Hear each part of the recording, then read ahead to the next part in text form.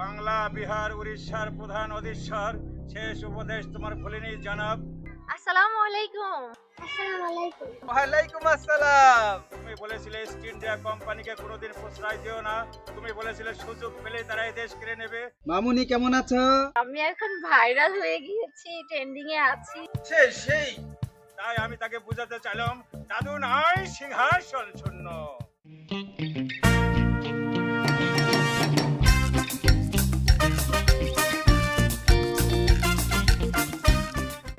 হৃদয় না নমস্কার।